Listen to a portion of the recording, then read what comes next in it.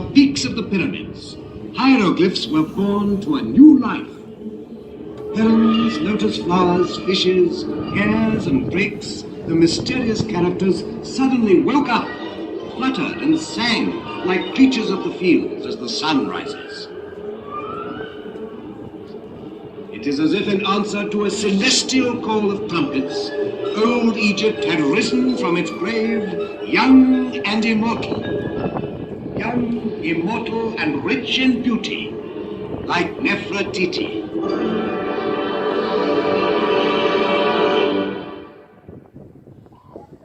Unearthed from their deep silence, the papyri rustled with 100 voices. They had bloomed on the bank of the Nile. They had crossed through time. And then, 5,000 years later, they unfolded the dramatic story of a civilization.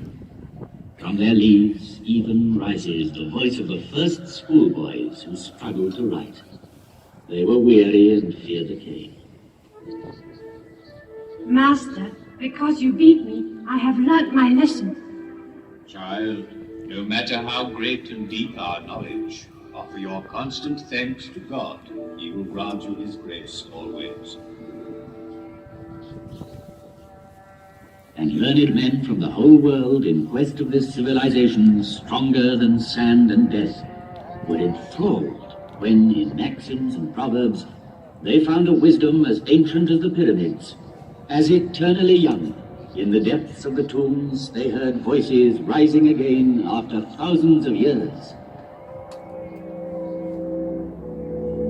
The plans of men never wholly succeed, but only what God has ordained. If you want to keep the friendship of people you visit as master, brother, or friend, beware of women. The room where they sit is full of ill feelings. Do not answer good by evil.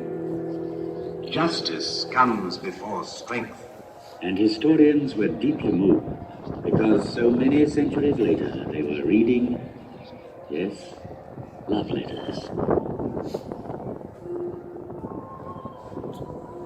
What can be sweeter than walking in the fields before a man one loves? I can no longer touch your heart. Why? If I go walking, you are there with me, everywhere, with every step. My hand is in your hand. Listening to your voice troubles my mind. My whole life hangs on your lips. For me, seeing was better than eating or drinking.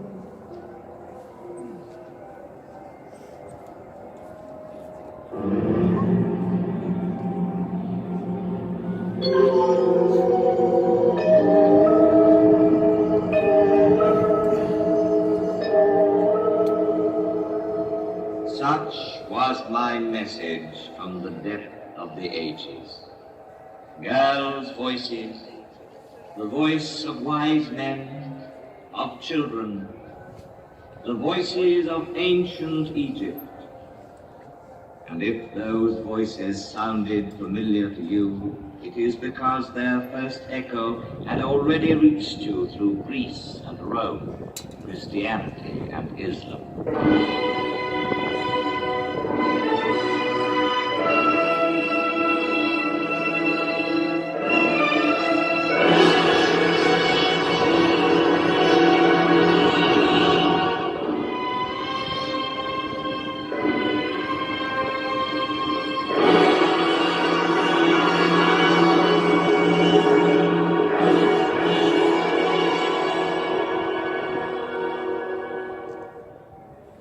Tomorrow, once more, the rising sun will give me his first caress. Thousands of other suns shall rise again, and man's oldest achievement will remain the highest, the purest. The Nile be praised, for it is the father of all our harvests, all our knowledge, all our architecture, all our strength. The Nile be praised. From its banks came one of the 7 wonders of the world. The Nile be praised, for it bears tomorrow's prosperity and happiness. The Nile, river of hope, from Aswan to the Delta. The Nile, which is not a grave, But a cradle.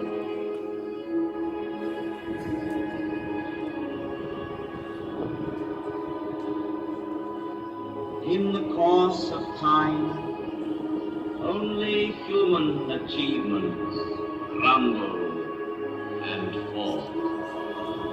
But the spirit which conceived these monuments cannot perish